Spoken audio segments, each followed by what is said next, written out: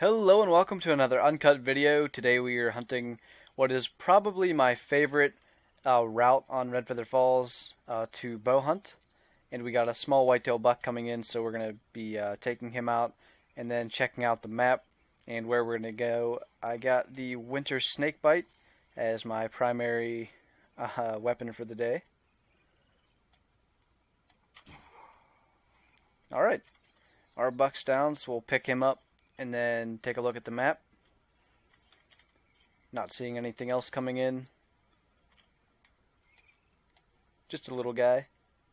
55 score. Alright, so now let's take a look at the map and where we want to go. I spawned at the South Lodge, and normally I just kind of make a loop and then come back down. And that all depends on how much time we have, how far we get. I don't even think we'll make it as far as this island, but we shall see. Obviously, we just want to keep moving. Cover as much ground as possible. I had a track from a max weight moose that I kind of want to check out, but it was not this one. Another bull moose. It was kind of fresh, but it was a droppings track, so I had no direction on where it went. So I'm just going to go the way that I wanted to go and hope that the moose went that way as well. But we'll see if we run into him. So as you guys know, I like to talk about whatever it is that I usually don't have the opportunity to talk about in other videos, in these uncut videos. And the first thing that I thought I'd mention in this video was kind of like a suggestion that I kind of have for a video that I don't know if you guys would like to see or not. Basically, it'd be something similar to this, where I'm just walking around a reserve hunting for about an hour and a half to 2 hours, all uncut. But then it'd be split up into 3 or 4 half-hour videos. And then rather than upload them Thursday, Saturday of one week and then Thursday, Saturday of another week, so it takes up 2 full weeks. Let's say if it was in 4 parts, I'd upload Thursday, Saturday, and then Monday. So a day in between each. And I think that'd be kind of cool. Did I say 4 videos? Thursday, Saturday, Monday, and then Wednesday. If it were 4, or 3 if it were just as far as Monday. But yeah. Is that our moose by chance? It is. Huh. Well, that worked out. But yeah, that was the first thing I wanted to know. If you guys would like to see something similar to that. Because I've seen videos like that, and I like kind of seeing the multiple parts of videos, and I don't know, it's kind of cool just getting to see that. That was an epic fail, us trying to get a call. Moose do not have a lot of attraction to a call. I think they're attracted for 1 real minute. So when calling moose, you have to keep calling. There he is. Looks like a decent sized moose. 130 to 170 score estimate. But yeah, that was my idea for potential videos, because that would be nice with school and everything. I'd have to record for 2 hours and then I'm good for the week, and I can focus on assignments. Because Let's Go Hunting videos, while they're shorter, they actually take a lot longer to record, as long as 4 to 5 hours per video. So that'd be just one way that I could focus more on studies. Let's say I have more assignments or something to work on. I wouldn't have to record nearly as long, and I'd have more time to focus on that. So if you guys would like to see that, be sure to let me know. I think it'd be kind of fun. So I guess that will be kind of up to you, though. And speaking of school, I know some of you guys were kind of curious how all that's going. So far, it's been going pretty well. I kind of thought for a while that it seemed kind of like a more intense version of high school almost for the first 2 weeks. Yesterday was just starting the 3rd week. But it seemed just like high school, but a little more advanced, more or less. And yesterday was a pretty solid wake-up call on just the amount of assignments and stuff. Because in high school, I was always able to basically just do my assignments within the first or the last day or 2 before they were due. And that's really not just going to work for in college.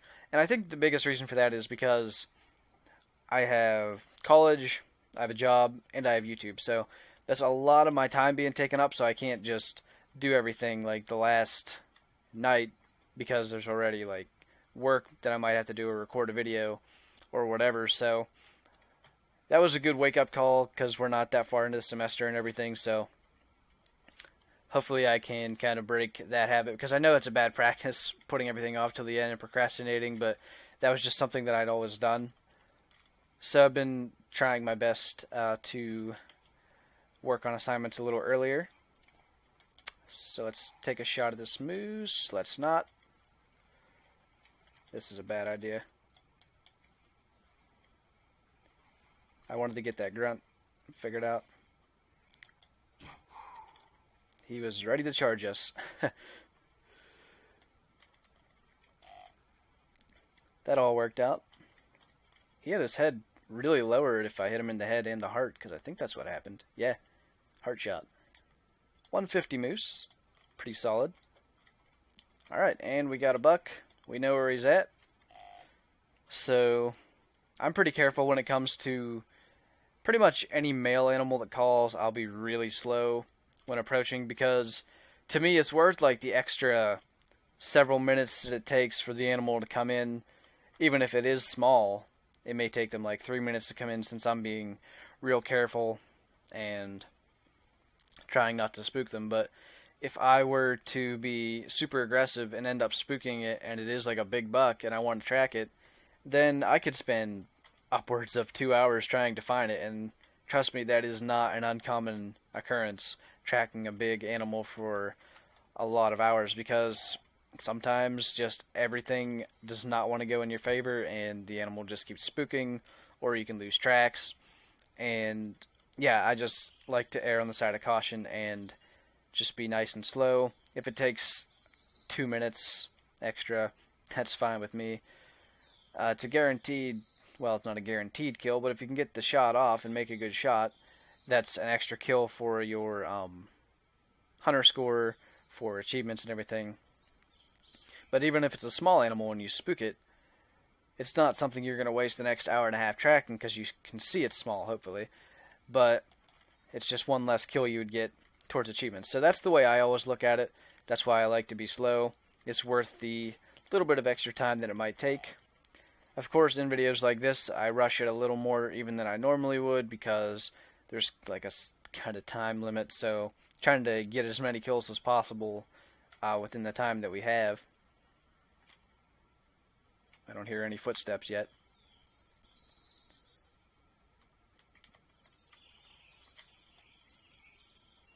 So we're coming up to a hill. Still not seeing or hearing anything. Oh, okay, he's right in front of us. Perfect. I don't think I mentioned the biggest reason that I'm using the Winter Snakebite, and I have said this in past videos, I'm pretty sure. This just happens to be the video that, or the video. It just happens to be the bow that I'm trying to get to 1,000 kills with, because my ultimate goal is to get 1,000 kills with every bow in the game. So it just happens to be the one I'm working on right now. So that's why I've been using it a lot lately, and that's why we're using it for this video. I do have the Parker Python with me, should a situation arise where we need to shoot something a bit more silently. I have that. This is, ooh, he's right there. Looks like maybe a 130 buck, if that. I thought he had more mass than he did actually when I first saw it, but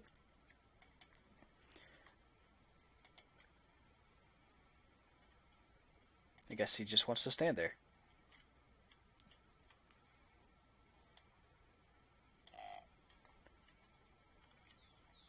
So,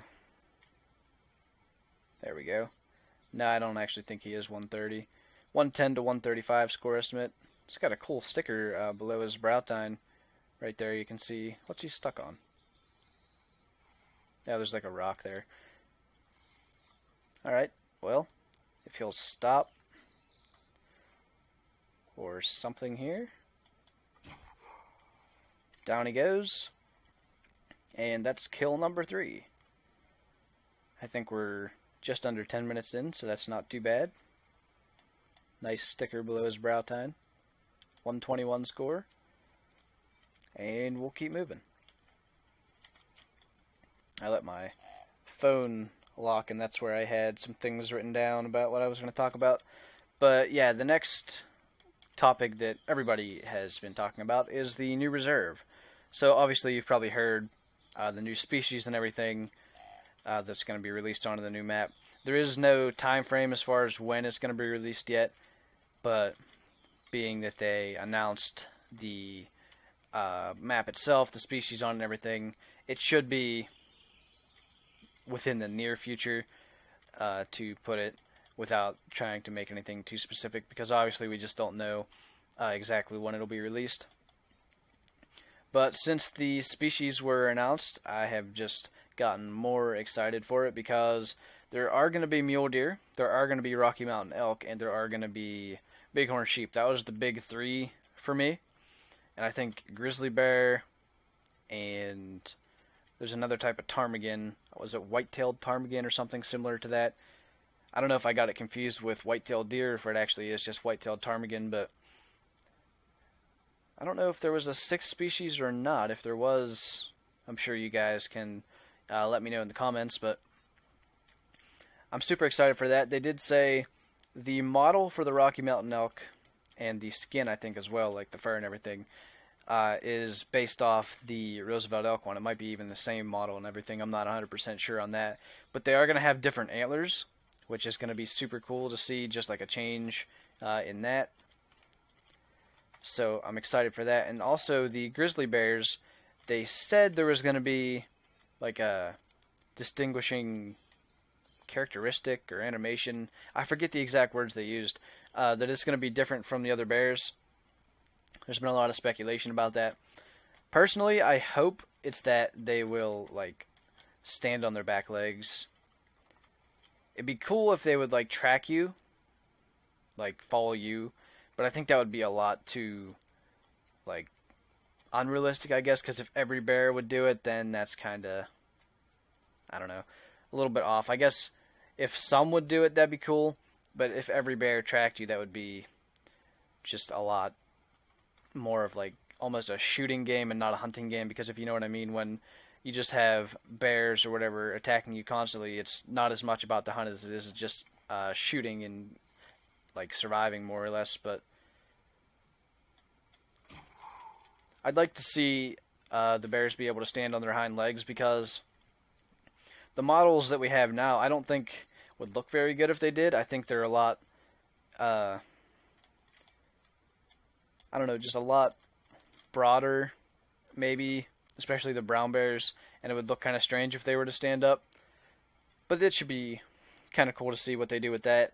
They also mentioned like an overhaul for the existing bears, where I think they're going to be adding fur similar to what's with the polar bears now on White Rime Ridge.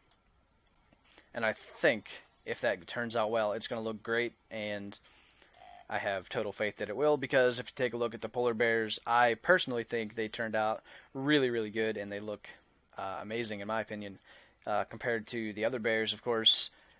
But yeah, if they turn out well, there's a good chance I'll be doing a lot more bear hunting, because just the little things like that, just like the added realism in certain areas, that is one of the biggest reasons I really like this game and the reason I continue to play it. So anything like that that's really realistic would just give me that much more reason to hunt them.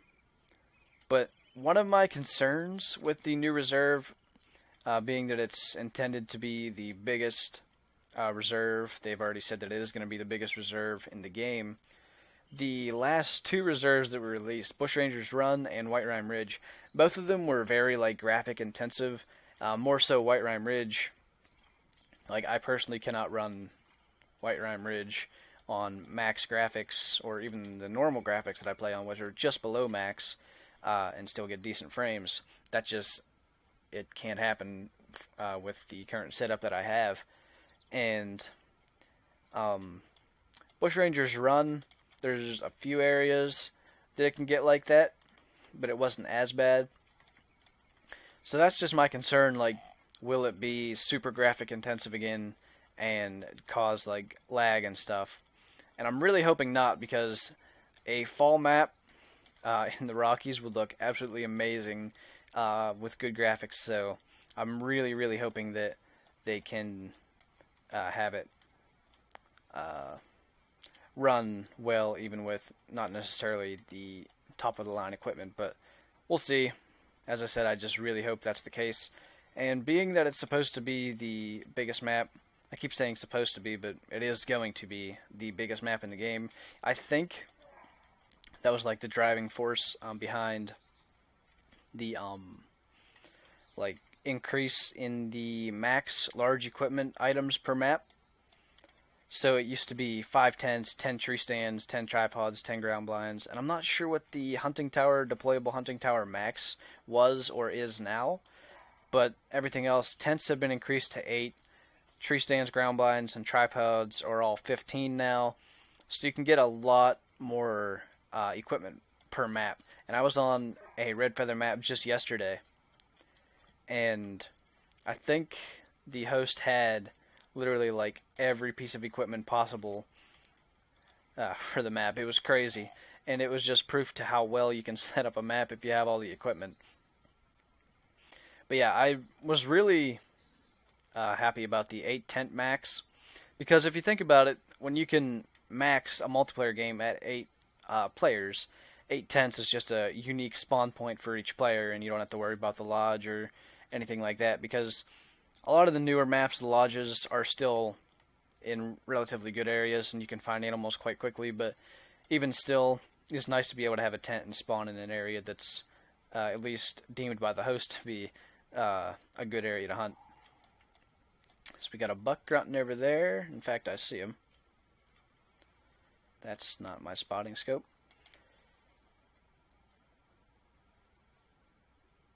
He's right behind the reeds. I can see movement, but we're going to keep moving towards this doe and try to get her shot before the buck gets close enough to spook, so maybe we can get both of them. So we'll see how that goes. I think she was to the water, if not already in it, before he grunted, so we should be okay because he's over there pretty far.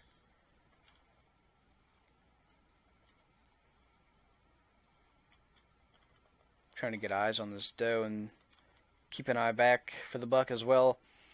I wouldn't probably just lean towards the buck if the doe wasn't already attracted to the call and closer, but what's likely to happen if I wait for the buck is she's just going to end up walking up behind and spooking, and potentially spooking him as well, and that wouldn't be good.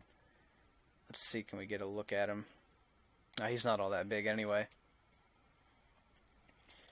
But the doe is right in front of us, so that's good. Also, I think this is the last video I'll be recording with my current microphone. I have a new one that should be here tomorrow, and I should be recording a new video on Thursday, which I guess technically is today if you're watching this as soon as it is uploaded. But regardless of all that, should be getting a new microphone, so hopefully the audio quality for me is a bit higher, and potentially there's going to be a little less white noise. I know it's not all that noticeable, but that's mostly because of the game noise itself. So that's a new thing that's happening, I guess. I'm pretty excited about it. I've been wanting a new mic for a while, and finally got the opportunity to get one. So we're going to take this doe out, or at least try. It's kind of bad because she is in the direction of the buck. And because of that, if we don't make a good shot, obviously she's going to run like right at him and spook him. And for some reason she doesn't want to stop, which is what I'm waiting for. There we go. Alright, good. I was really concerned that the buck might hear that because he was getting close. But I think we're all good as far as that goes. I don't see him, but he probably just stopped in the reeds or something. But we'll crawl that direction and give out another grunt so he doesn't lose interest. And we'll keep moving. So I'm kind of curious what you guys' like favorite animal of the new species that are supposed to be released into the Rocky Mountain map is. Personally, if mule deer are going to be... That's a different buck, isn't it? Oh, no, it's the same one. Okay, never mind. If mule deer are going to be changed to like a desert mule deer, I think they would be my favorite. But if they stay as they are now, which I guess, I don't know like the term or anything, but like the desert mule deer normally are a lot more of a tan color, where the mule deer we have now are a lot more of a gray. So if mule deer are changed, especially if it's like a different subspecies, and I actually don't know if desert mule deer are any different at all. That's not something I ever like specifically found out, but if they are the same, I think Rocky Mountain elk are going to be my favorite, because I've been really getting into elk hunting lately. Probably because I got 1,000 kills on both whitetail and moose, and being that Redfeather Falls is probably my favorite map in the game, and that I like to hunt it, I've been hunting elk a lot more since I already have those 1,000 kills on the other two of my top 3 favorite species of the map. I like blacktail and all, but I don't know.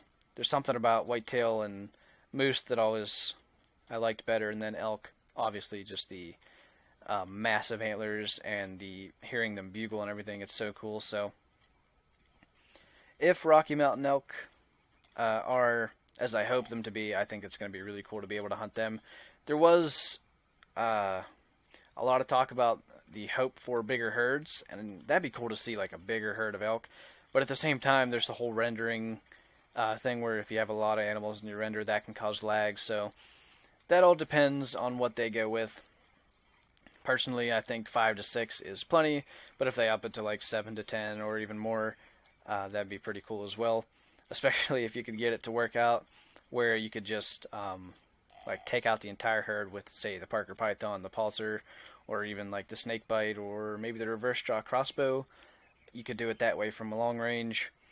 I was actually really surprised, and it just goes to show that the animals have so much to do with like how many in a group that you can kill.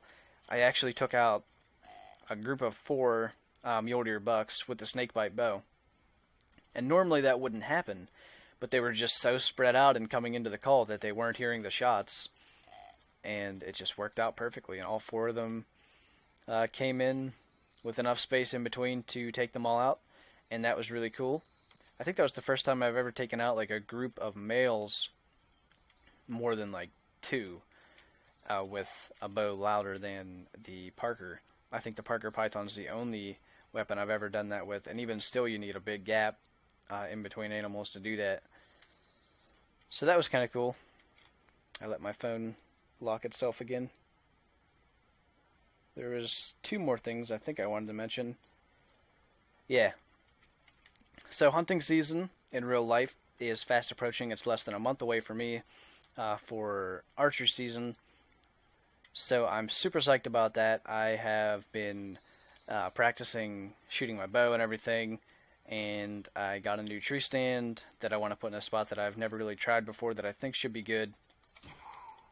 I'm super psyched about that, and I could talk about hunting all day, and I'm trying to just decide what I should and should not say, because if I get into something, I'll be talking about it. This video is going to be like 4 hours long, but yeah, I'm really excited. I have pretty much everything ready to go.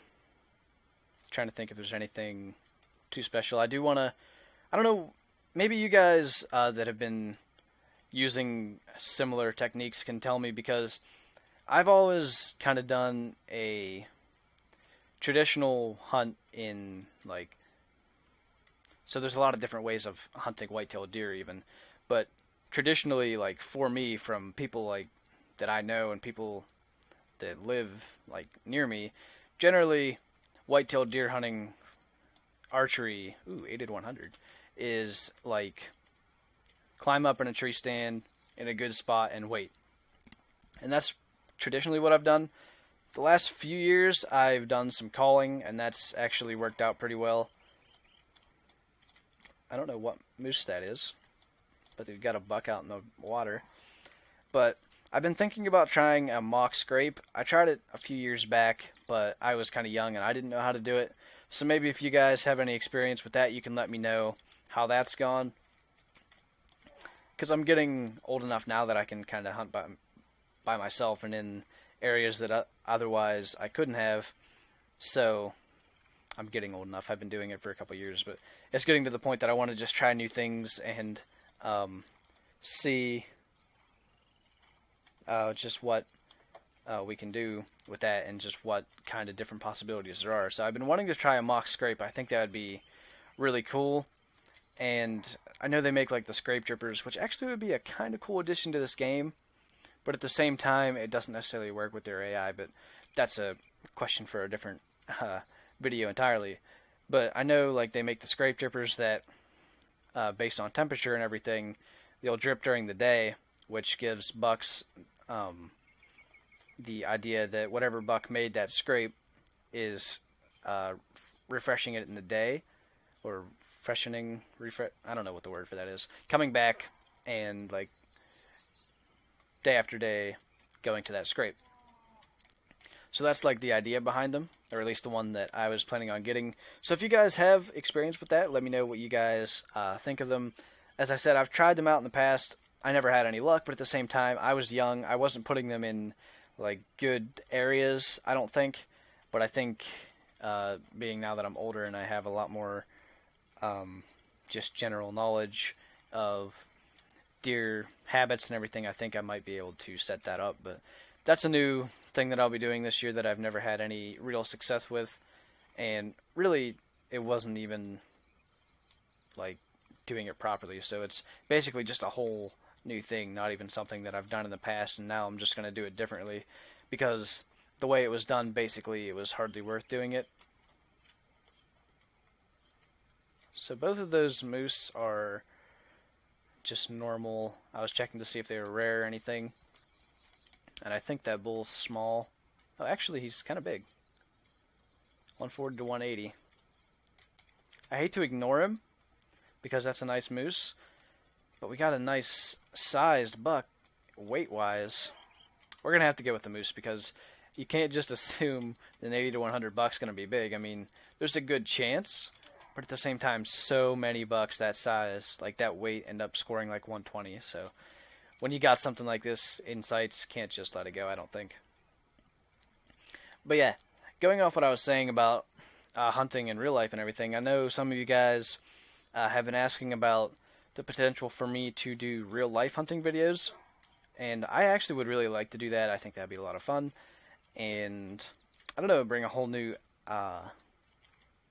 aspect and a whole new just way of hunting to the channel, because everything right now obviously is based around the hunter, and I think that'd be kind of fun. But at the same time, I don't have the equipment necessary to record that type of stuff, at least not in decent quality, and I don't know if I'm really capable of doing it. So I don't know, I might still try it out kind of like amateurly. Is that a word? Like, I'm probably not going to worry about getting better equipment or anything. I'm just going to probably try with what I have. If I even do it at all, I don't know yet. I'm going to get charged here.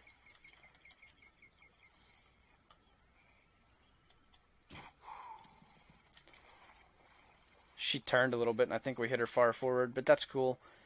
We'll check her out in a second. Let's see what this guy scores. 161. Pretty solid. So we're like close to out of time, and I don't think I hit that moose in the lungs. So I may track her after and get back on that buck. Yeah, it's body blood, so I'll just come back for that and get that afterwards, because that's not a big deal. So we'll see if we can find that buck quickly before we're out of time completely. But yeah, I don't know. As far as real life hunting videos go, as I said, I don't have the equipment necessary to do it, but I would like to, so there may be something, at least trying it out and seeing how it goes. But I'm not going to say yes or no as far as whether or not those will be happening. That just kind of remains to be seen at the moment. So I'd probably be crouching in a normal scenario like this when it's a max weight buck, which normally it should be 85 to 100, like with my level 20 tracking skills. So I don't know what causes that for one to be 85 and one to be 80 when they both max at 100. I have no idea like what it is that causes that, but we're just gonna track him down, hopefully quickly, and see at least if he's decent before we end this video. So that's why I'm walking and not crouching, because we're just now hitting the 30-minute mark, and I don't want to go over 40 or even 35 if I can help it, but that's going to be pushing it. But we shall see what happens there. Now he's turning this way.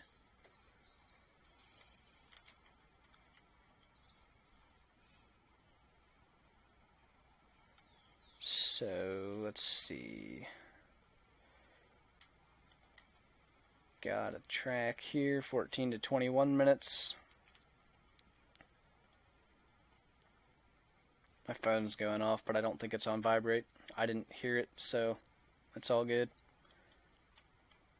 I always try to remember to silence it before videos, because that would be kind of annoying, I guess. There's something over there. That's a moose, I think. Yeah. That's why I was like randomly distracted there. I don't know if you could tell, but I was trying to see what my phone was saying.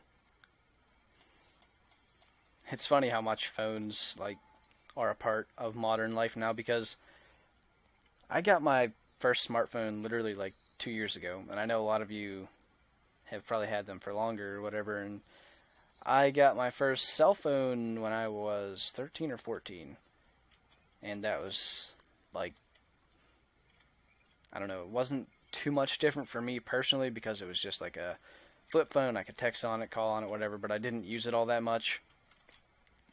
But now with like the smartphone, and I don't even use it nearly as much as I know a lot of people do, but that's where I answer YouTube comments, that's where I go on Twitter, Facebook, whatever, that's where I do it. Like, I don't use my computer for very much beyond like gaming and recording, and I guess editing and uploading it kind of goes along with that. But yeah, it's just funny how big a part phones can be in daily life, and like a lot of people were just completely lost without it. And I was talking to someone on Twitter about similar scenario with just internet in general, because I had my internet go out.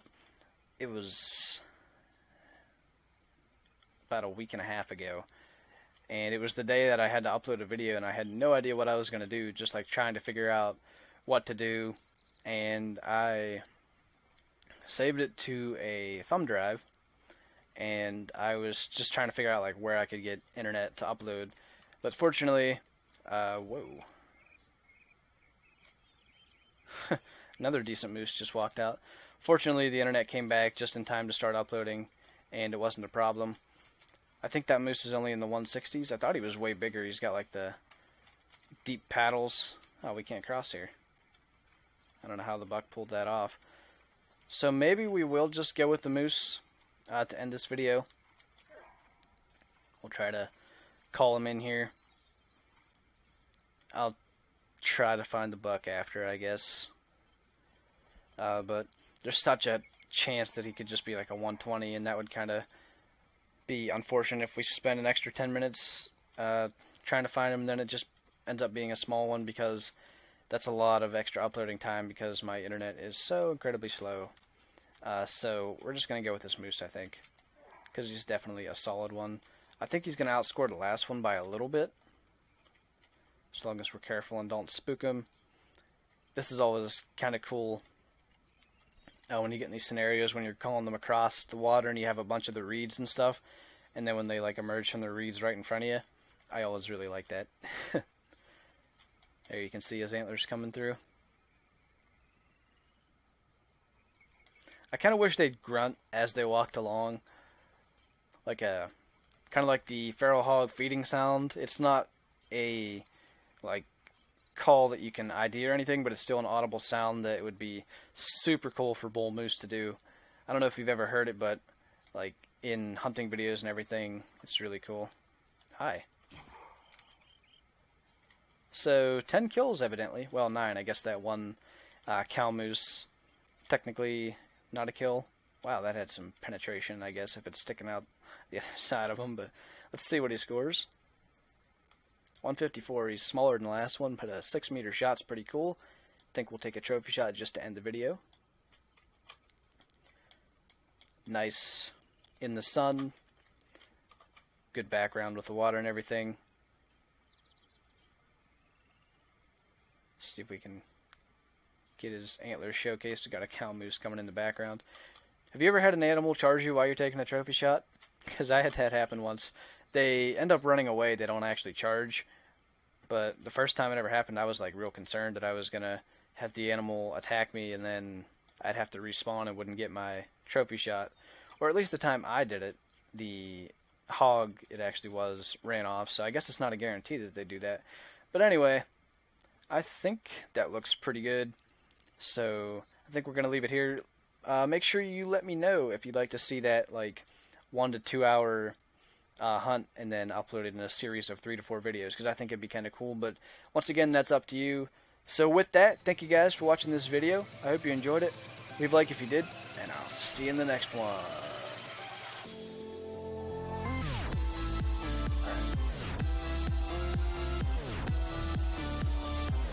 Thinking she should stop.